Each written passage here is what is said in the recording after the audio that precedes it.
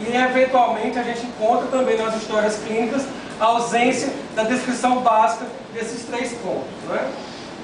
O toque bimanual, ele deve ser feito numa sequência, utilizando, nesse caso ele usa um lubrificante. Ele é o principal instrumento de avaliação das estruturas pélvicas, né? Notem que a paciente está com as nádegas na extremidade da mesa. O examinador usa a mão vaginal e a mão abdominal. Então ele vai estudar toda a estrutura anatômica. A mão abdominal apoia a mão vaginal.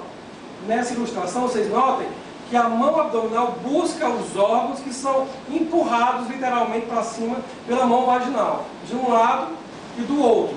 Então, se você tiver alguma massa anexial, por exemplo, as suas mãos não se encontram, porque a massa vai se interpor. Se a paciente for magra e não existe nenhuma massa, as duas mãos se encontram. E você consegue palpar todos os órgãos, você consegue palpar ovário, trompa e útero. Se eu palpar a trompa, é normal ou anormal? Em geral, a trompa não é palpável, né? A trompa palpável geralmente é associada com hidrosalpinge, tumoração, alterações. O que você vai palpar na paciente magra com facilidade é o ovário e o útero, né? As alterações, o útero em antiverso flexão, o útero em médio flexão, retroverso flexão, são os achados que a gente tem no exame físico. O toque bimanual, ele tem uma estratégia interessante. Notem o posicionamento desse dedo, aquilo que eu falei para vocês, né? O dedo da mão vaginal vai, na verdade, em busca do dedo da mão abdominal. Essa palpação é feita preferencialmente da altura da cicatriz umbilical para baixo, no meio, procurando palpar o útero, e nas fossas ilíacas, de cima para baixo, encontrando as duas mãos. Na paciente magra e no examinador bem treinado, você consegue encontrar as duas extremidades com maior facilidade. E, eventualmente, você palpa o ovário também. Para finalizar, o exame reto vaginal, que é o exame de exceção. Ele é mais utilizado, na verdade, quando a gente quer avaliar o septo reto vaginal ou, principalmente, no estadiamento de neoplasias malignas, como tumor de ovário, onde você tem acesso às estruturas pélvicas de uma maneira melhor. Por quê? Qual é a vantagem do toque retal? Não existe o fundo de saco, né? O seu dedo pode progredir mais. Você consegue descrever melhor as estruturas. Último slide, comigo. Algumas perguntas que a gente deve fazer quando a gente pensa em ser médico e em prestar assistência a uma paciente. Essas perguntas a gente costuma fazer para o resto da vida, né? Será que sou capaz de ser de uma maneira que possa inspirar confiança e segurança no meu paciente? Posso ser suficientemente expressivo para comunicar o que penso, sinto, sem ambiguidades, né? Sem ambivalências?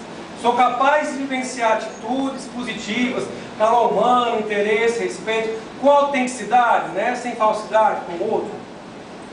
Sou suficientemente forte para permanecer independente do outro, quer dizer, eu tenho força suficiente para lidar com a dor da morte, com a dor de uma doença terminal, do diagnóstico de um câncer terminal no paciente, ao ponto de ser afetuoso, sem ser frio, né? De ser humano, sendo atencioso, sem me descontrolar, sem começar a descabelar e chorar e sofrer com o paciente, né? Posso permitir que o outro seja o que ele é verdadeiramente? Isso é um grande desafio. Porque nós queremos que a paciente seja verdadeira, que ela fale para a gente exatamente o que ela sinta e ela seja exatamente o que ela é. Mas há uma grande dificuldade pela inibição e a paciente muitas vezes pode simular uma pessoa que ela não é, né? Falar coisas que ela não pensa. Posso, de fato, aceitá-lo como é, a história do homossexual, a história do violentador, ou da violentadora, ou apenas eu colher condicionalmente aceitando alguns aspectos e desaprovando outros, ainda que silenciosamente. Silenciosamente como? Com a expressão de desdém, com o movimento labial, com a virada de olhar, né? Muitas pacientes chegam para a gente e falam que não gostam de homens, gostam de mulheres. De mulheres? Quer dizer, não falou nada, né? Mas isso aí já destrói a sua relação, né? Sou capaz de agir com sensibilidade na relação, de modo que meu comportamento não seja percebido como uma ameaça. Obrigado.